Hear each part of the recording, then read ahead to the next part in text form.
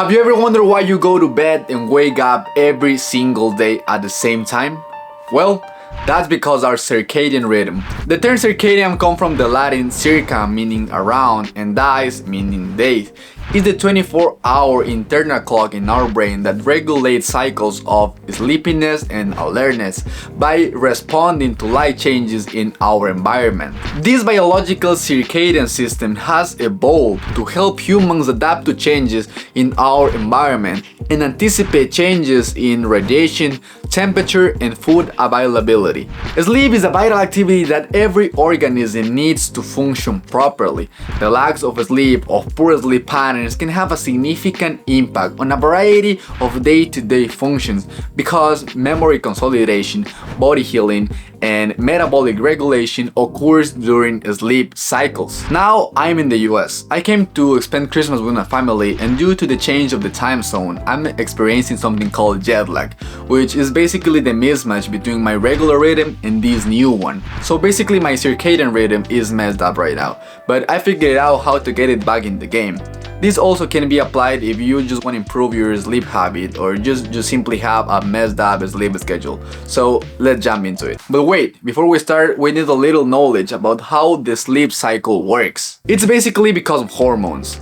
Two principal hormones to be exact, melatonin and cortisol, which when one is up, the other is down, and vice versa. These hormones control our sleepiness and alertness states and are regulated by light exposure, which inhibits or increases the production of these hormones. Now that we know the basics, let's start with the morning light exposure. As I mentioned before, light exposure is the most important part to let your body know when to be alert and when to feel tired. So as soon as you wake up, try to get light exposure. Of course, it's completely not necessary to run 10 kilometers at 5 a.m.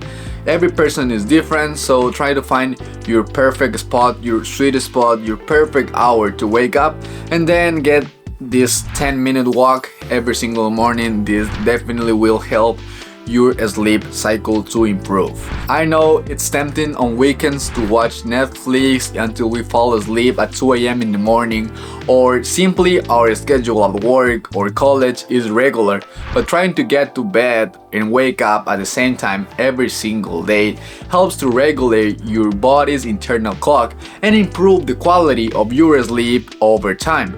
Screen exposure. I know, we're all guilty of dumb scrolling before go to bed, but here's the deal. The blue light messed up with our sleep vibes, so try to get away from those screens at least 1 hour before you go to bed. Your eyes will thank you and you will fall asleep way faster. Last but not least, let's talk about fuel.